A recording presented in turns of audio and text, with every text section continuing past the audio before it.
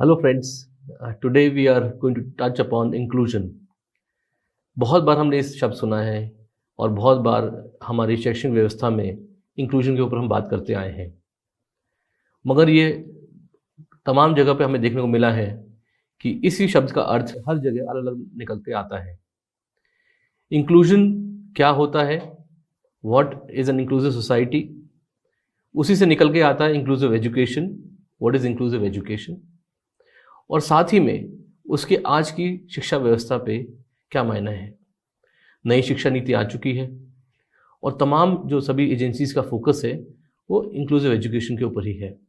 आज की जो चर्चा है इस पे हम तय करेंगे, जानेंगे कि इंक्लूसिव सोसाइटी क्या होती है, समावेशी समाज जिसको हम हिंदी में बोलते हैं।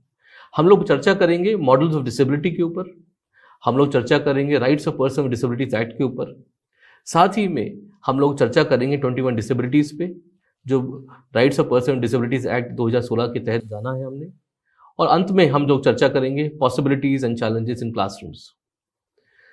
तो जो चलिए दोस्तों, आगे हम बढ़ते हुए हम चर्चा करते हैं व्हाट इज़ इंक्लूसिव सोसाइटी।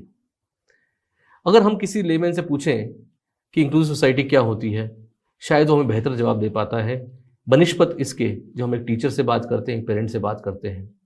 जी हाँ, ये सुनने में थोड़ा अजीब लगता है, बट ये सच्चाई है। हम लोग जब इंक्लूजन की बात करते हैं तो कहीं ना कहीं आज के जो शिक्षा व्यवस्था है वहाँ पे हम इंक्लूजन की बात करते हैं या हम बात करते हैं रिसोर्स रूम्स की बात करते हैं, तो कहीं ना कहीं इमीडिएटली हमारे दिमाग में डिसेबिलिटी आ जाती है। लेकिन फ्रेंड्स, इंक्लूजन का मतलब क्या केवल डिसेबिलिटी है? शायद नहीं।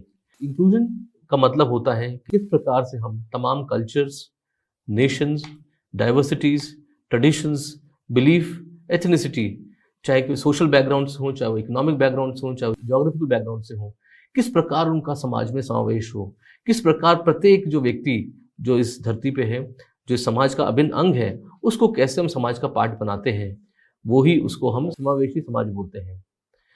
दोस्तों, तो समावेशी समाज कब से है? जब से मानवता है तभी से समावेशी समाज है। आज अगर आप अनंत काल की बात करें, चाहे हम रामायण की बात करें, राजा जनक के जो गुरु थे अश्वक्र गुरु जी, उन्होंने जो अश्वक्र गीता लिखी वो भी पर्सन विद डिसेबिलिटीज कैटेगरी के आज की परिभाषा में आते हैं। अगर हम बात करें महाभारत काल की, तो जो राजा धृतराष्ट्र थे वो भी कहीं ना कहीं दृष्टिबाधित थे। उसी प्रकार से कितने अनेक हमारे सामने उदाहरण आते हैं कि किस प्रकार पर्सन विद डिसेबिलिटीज हमारे अनंत काल से हमारे सिस्टम के पार्ट रहे हैं, हमारी सोसाइटी के पार्ट रहे हैं, और किस प्रकार से ये तो जो ख्याति प्राप्त जितने हमारे डिसेबिलिटीज़ की श्रेणी में जो व्यक्ति थे, उन्होंने हमारे समाज को किस प्रकार गौरवान्वित किया और सुशोभित किया। पर साथ में हमें ये भी जानना है कि क्या केवल आज ही के दिन है कि हम लोग इनको अलग क्यों कर रहे हैं, ये चर्चा आज हम कर रहे हैं। क्यों ऐसा है कि आज हम ये सोचते हैं कि समाज हमारा और तुम्हारा है? क्यों आज हम चर्चा करते हैं कि ये लोग कौन हैं, वो लोग कौन हैं, ये लोग को कौन है जो सुन नहीं सकते, ये लोग कौन हैं जो चल नहीं सकते, ये लोग कौन हैं जो देख नहीं सकते, और हम लोग जो अपने आप को हम सक्षम मानते हैं, हम लोग जो अपने आप को सो कॉल्ड नॉर्मल बोलते हैं, तो ये नॉर्मल होता क्या है? मेरा आपसे प्रश्न है दोस्तों, नॉर्मल किसे बोलते हैं? नॉर्मल वो है जो 5 फुट हाइट का है, या जो 4 फुट हाइट का है, 6 फुट हाइट का है? नॉर्मल वो है जो गोरा है या जो श्वेत रंग का है? नॉर्मल वो है जिसके आंखें काली है या भूरी है? क्या या हम सभी नॉर्मल हैं? मेरी छोटी उंगली नॉर्मल है या बड़ी उंगली नॉर्मल है, या सभी उंगलियां हैं? क्या समाज का प्रत्येक व्यक्ति उस परिभाषा में नहीं आता? क्या हम सब लोग नॉर्मल हैं? या तो सब लोग नॉर्मल हैं या कोई भी नॉर्मल नहीं है? जी हाँ, हम सभी लोग विशेष हैं, और हम ही सब लोग इस समाज के अभिन्न अंग हैं। उसी प्रकार दोस्तों, जब हम बात करते हैं समावेशी समाज की, तो हम सभी, तो प्रत्येक व्यक्ति जो समाज का अंग है, वो प्रत्येक व्यक्ति जब मुख्य धारा में शामिल होता है, जब वो मुख्य धारा के प्रत्येक कार्यों में जब शामिल होता है, तब उसको हम बोलते हैं कि हाँ, वो मुख्य धारा में सम्मिलित है, वो एक समावेशी समाज है। एक चीज़ और मैं कहना चाहूँगा, समावेशी समाज और मुख्य धारा में शामिल होना कई बार देखने को मिलता है कि बस में एक सीट होती है जिसको हम दिव्यांगों के लिए छोड़ देते हैं, और वो सीट आरक्षित हो जाती है, लेकिन वो सभी सुविधाएं मिल पाती हैं जो बाकी सभी को मिलती हैं? कई बार ऐसा नहीं होता है। कई बार उसको वहाँ चढ़ने के लिए, पहुँचने के लिए बहुत दिक्कत आती है। उसके लिए आमतौर पे कोई एस्केलेटर नहीं होता है, कोई उसके लिए ऐसा कोई साधन नहीं होता जिससे वो सुगम्य रूप से वहाँ पहुँच पाए। तो फिर क्या हम अपने आप को केवल कुछ अधूरा सच दिखा के हम लोग अपने आप को सैटिस्फाई कर रहे हैं कि हाँ, हम लोग अपने कर्तव्य पूरा कर रहे हैं? ऐसा क्यों है? तो दोस्तों, सवाल आज यहाँ पे हम बहुत सारे सवाल हैं और सवालों के जवाब ज़रूरी नहीं कि मेरे पास सभी सवालों के जवाब हों, लेकिन आज की चर्चा से हम लोग ये ज़रूर जानना चाहेंगे, समझना चाहेंगे कि इंक्लूजन क्या होता है और इंक्लूसिव सोसाइटी क्या होती है और इसका उद्देश्य क्या होता है, इसके मायने क्या होते हैं। और जब हम इसको समझेंगे और जब पूर्ण रूप से समझ पाएंगे तभी शायद हम आगे बढ़ पाएंगे, नहीं तो तब तक हम लोग उलझे रहेंगे, हम अपने अपने दृष्टिकोण से देखते रहेंगे और उसके बारे में अपना अपना दृष्टिकोण रखते रहेंगे, अपना वक्तव्य रखते रहेंगे और आप अपनी बात करेंगे, मैं अपनी बात करूँगा। लेकिन जब हम सबकी बात करेंगे, सबको साथ लेकर चलेंगे, तब वो समावेशी कहलाएगा। चलिए दोस्तों, आगे बढ़ते हैं कि समावेशी समाज का निर्माण की जो अगर मैं बोलूँगा, हमारे जो परिवार से हम बोलते हैं कि इसका जो स्तंभ है, मूलतः हम लोग इसको अक्सर बोलते हैं अपने विजन दिव्यांग संस्था में कि कौन है। जिस प्रकार हम लोगों ने अक्सर बहुत सारे मॉडल्स की चर्चा करते हैं, लेकिन एक मॉडल की जो मैं चर्चा करना चाहूँगा वो है फैमिली मॉडल। जो एक माँ होती है परिवार में, क्या वो बैचलर्स डिग्री क्वालिफाइड होती है, क्या मास्टर्स डिग्री होती है, क्या वो पीएचडी होती है? जो एक बच्चा घर में पैदा होता है कि माँ कैसे उस बच्चे को उसकी ज़रूरतों को पूरा कर पाती है? उसने क्या कोई कोर्स किया है उस बच्चे के साथ? क्या उस बच्चे को पालने का उसने पहले कोई करिकुलम फॉलो किया है? शायद नहीं। और अगर एक माँ के 4 बच्चे हैं, एक दिव्यांग है, एक कमज़ोर है और 3 बच्चे सक्षम हैं, तो माँ किस पे पहले फोकस करती है? जो सक्षम है उस पे या जो कमज़ोर है उस पे? शायद दोस्तों, हम सभी के परिवार में हमने देखा है, एक माँ उस बच्चे को ज़्यादा अधिक ध्यान रखती है जो बच्चा कहीं ना कहीं पीछे छूट जाता है, जो बच्चा कहीं ना कहीं कमज़ोर है, उसकी रोटी पे थोड़ा अधिक घी लगा देती है, दिन में 2 बार दूध अलग से दे देती है। तो उसी प्रकार दोस्तों, जब ये बच्चे हमारे क्लासरूम में आते हैं, क्या हम एज ए शिक्षक हम देखते हैं, हम निर्धारित करते हैं और क्या हम पूरा प्रयास करते हैं कि हम उन बच्चों को, जो बच्चे मुख्य धारा से छूट गए हैं या जो कमज़ोर हैं या जो वंचित रह गए हैं और जो किसी प्रकार से स्कूल में आ पाए हैं, उनको हम अधिक महत्व दे पाएँ, उनको अधिक ध्यान रख पाएँ, उनको अधिक वो सब चीज़ दे पाएँ जिससे वो बेहतर समझ पाएँ। दोस्तों, वो ज़माना गया जब टीचर सेंट्रिक क्लासरूम होती थी, जब मास्टर जी क्लास में आते थे और पढ़ाते थे कि यस कि आज चैप्टर ये हम पढ़ेंगे। आज का जो युग है वो टीचर सेंट्रिक नहीं है। आज के युग में चाइल्ड सेंट्रिक अप्रोच है। चाइल्ड सेंट्रिक मतलब कि हम लोग प्रत्येक छात्र जो हमारी कक्षा में है उसको फैसिलिटेट करेंगे, उसको हेल्प करेंगे, उसको मोटिवेट करेंगे और उसको वो सब साधन प्रदान करेंगे जिस प्रकार वो बेहतर समझ पाए।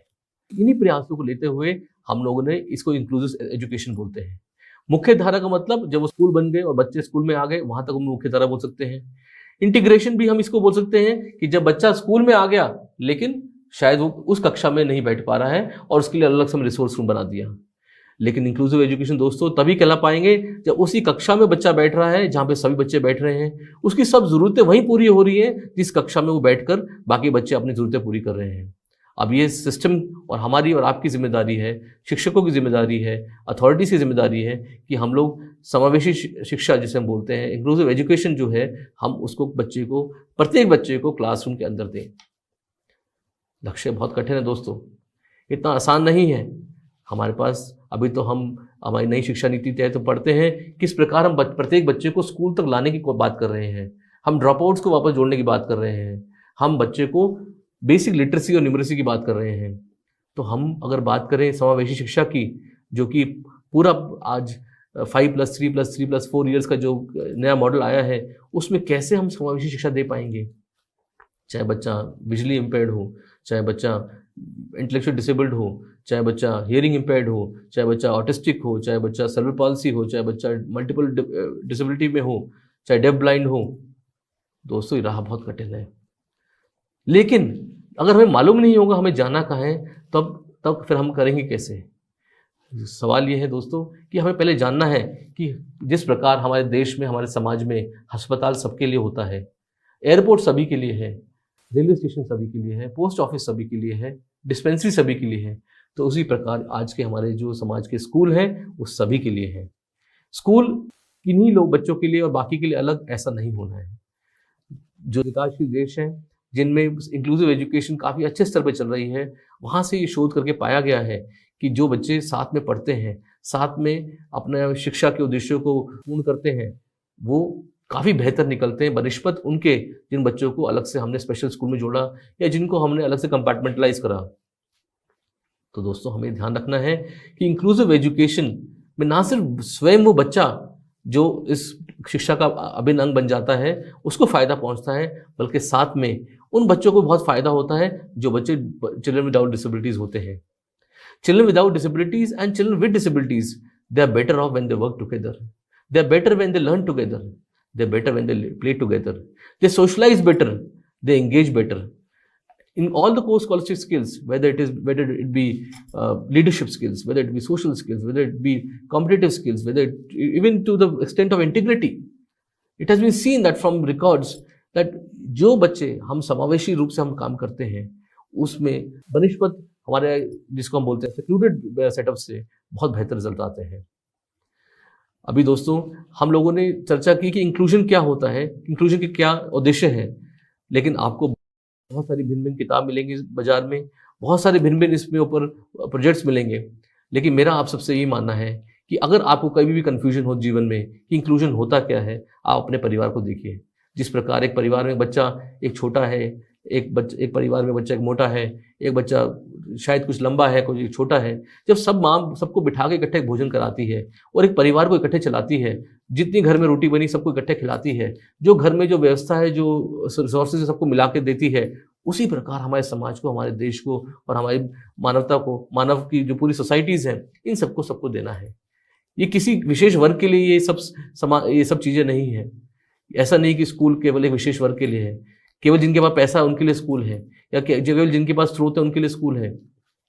स्कूल सभी के लिए है, स्कूल प्रत्येक बच्चे के लिए है। कुछ बच्चे पहुंच पा रहे हैं स्कूल, कुछ बच्चे नहीं पहुंच पा रहे हैं, और जो पहुंच पा रहे हैं उनको हम क्या दे पा रहे हैं ये हमें सोचना है, और हम उसको उनके लिए क्या बाकी है वो हमें करना है।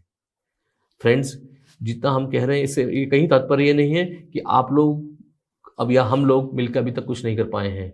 हमने बहुत लंबा सफ़र तय करा है, बहुत लंबा सफ़र तय करा है जब से हमारी शिक्षा नीति सूर्योदय हुआ है। अभी आज 34 साल बाद जो नई नीति आई है, इसमें बहुत नए आयाम खुलने वाले हैं, और इसमें आपका मेरा कर्तव्य है कि हम लोग मिलकर समावेशी शिक्षा को आगे प्रबल रूप से इसको बढ़ाएं। लेकिन बढ़ाने से पहले हम आगे आइए एक दो चीज़ों पर और चर्चा करते हैं, ताकि और बेहतर समझ पाएँ कि इंक्लूसिव एजुकेशन होती क्या है, समावेशी शिक्षा होती क्या है। क्योंकि आप और मेरा जब तक समावेशी शिक्षा के ऊपर या समावेश के ऊपर हमारा साफ नहीं, तब तक हम इसमें सही से कार्य नहीं कर पाएंगे। देखिए दोस्तों, एक चीज़ और हम आपसे बताएंगे, जिस प्रकार मैंने बताया कि जब से मानवता की डिसेबिलिटी है दुनिया में, पहले ये अक्सर माना जाता था कि जो दिव्यांगजन है, जो व्यक्ति है, जो बोल नहीं सकता, जो चल नहीं सकता, जो देख नहीं सकता, ये उसकी समस्या है, उसके अंदर कमी है, वो उसके कर्म है, ऐसा तक बोला गया है। उसके परिवार तक को हम लोगों ने, समाज ने बहुत कुछ बोला है। क्या ये सत्य है? हम उस पर अभी नहीं जाएंगे, लेकिन इस मॉडल को लगभग 100 वर्ष पूर्व तक बोला गया कि जो व्यक्ति डिसेबल्ड है, जो पर्सन में डिसेबिलिटी है, उसको ठीक करना है, उसको अपने आप को मेहनत करना है, उसको स्वयं को कार्य करना है। तो इसमें माना गया है कि the individual is impaired and individual is the problem. Disability is may be caused by, जैसे फिजिकल एट्रीब्यूट हो सकते हैं, मेंटल हो सकते हैं, सेंसरी हो सकते हैं। तो जो इम्पेयरमेंट है, इसको हम जो बोलते हैं ट्रेडिशनल व्यू पॉइंट बोलते हैं, वो ये माना गया कि व्यक्ति के अंदर कमियां हैं, जो व्यक्ति पर्सन विद डिसेबिलिटी है। लेकिन दोस्तों, इसके जब नया युग आया, हम लोगों ने इस पर सोशल मॉडल की बात करी। सोशल मॉडल में माना गया कि प्रत्येक व्यक्ति, हम लोग जो हैं समाज के अभिन्न अंग हैं, हर एक व्यक्ति में कोई ना कोई खूबी है और कोई ना कोई इसकी ज़रूरत है। ये माना गया कि हम लोग, प्रत्येक लोग, जैसे अगर मैं फर्स्ट फ्लोर पे बैठा हूँ किसी बिल्डिंग में और जीना नहीं है और लिफ्ट नहीं है तो मैं कैसे आऊँगा? तो उसी प्रकार समाज का दायित्व बनता है कि वो मुझे जीना प्रदान करे, लिफ्ट प्रदान करे या रैंप प्रदान करे, नहीं तो मैं नहीं चढ़ के आ पाऊँगा। अगर मैं बहुत ऊंची ऊंची सीढ़ियाँ बना दूंगा, शायद आप में सब मैं भी नहीं चढ़ पाऊँगा। अब पहाड़ पर मैंने एक क्लासरूम बना दी और आसपास सीढ़ियाँ नहीं हैं, तो कोई समाज का व्यक्ति कैसे आ पाएगा? तो दोस्तों, सोशल मॉडल में ये माना गया है कि प्रत्येक व्यक्ति के अंदर क्षमताएं होती हैं और उसके बाहर बैरियर्स होते हैं, और उन बैरियर्स को हमें दूर करना है। जैसे मैंने चश्मा पहना हुआ है, समाज ने मुझे आज चश्मा दिया जिससे मैं बहुत बेहतर देख पा रहा हूँ।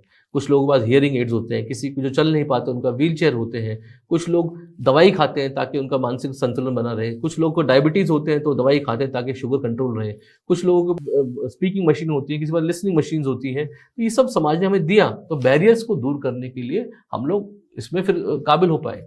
तो ये हमारा और आपका यानी समाज का दायित्व बन जाता है कि जो बैरियर्स क्रिएट होते हैं समाज द्वारा, जो समाज में या इन्वायरमेंट की हम बात करें तो barriers are in the environment ये माना गया है, और इन्वायरमेंट को बैरियर्स को हमें दूर करना है।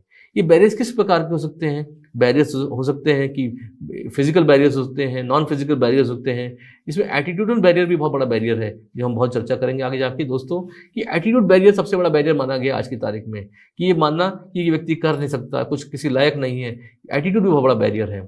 इसके अलावा फिजिकल बैरियर की बात करें, उसके बाद हम सोशल बैरियर्स की बात करें, कहीं पर कास्ट की, कल्चर की, कहीं पे कस्टम्स की, कहीं पे रिचुअल की, कहीं पर देश की, कहीं पे भाषा की, ये सब बैरियर्स हैं दोस्तों। क्या आपको जर्मन आती है? जापानीज भी आती है? आपको कौन सी भाषा, जो क्या आपको सारी भाषा आती है? कुछ लोगों को सांकेतिक भाषा आती है, उनको संस्कृत नहीं आती है, उनको जर्मन नहीं आती है। तो जिस प्रकार हर व्यक्ति की अपनी एक जुबान है, और कुछ लोग सांकेतिक भाषा में बात करते हैं, कुछ लोग हिंदी में बात करते हैं, कुछ लोग अंग्रेजी में बात करते हैं, तो हमें ऐसा क्यों मानते हैं कि जिसको एक भाषा नहीं बोल पाता तो वो व्यक्ति अक्षम है? कई बार हम अपनी जो प्रैक्टिसेस है उसको ठीक करना पड़ेगा, प्रोसीजर्स को ठीक करना पड़ेगा, पॉलिसीज़ को ठीक करना पड़ेगा, और कहीं ना कहीं अपने दरवाज़ों को, दिमाग के दरवाज़ों को, दिल के दरवाज़ों को, बिल्डिंग के दरवाज़ों को, खिड़कियों को खुला रखना पड़ेगा। तभी हम आगे बढ़ पाएंगे, तभी हम पूर्ण रूप से, जैसे एक माँ होती है संभावनाओं की तराशती रहती है कि मेरा बच्चा आगे कैसे बढ़ेगा, मेरा बच्चा कैसे आगे बड़ा बन सकता है, उस बच्चे को कैसे अवसर मिल सकता है। वो रोज़ वही पत्ती, दूध, चाय और चीनी, 4 चीज़ों चाय बनती है, रोज़ाना उसी सामान से बेहतर चाय कैसे रोज़ बना पाएगी, वो कोशिश करती है कि किस प्रकार मैं आज उसी सामग्री से बेहतर कैसे कर पाऊँ, वैसा हमें कार्य करना।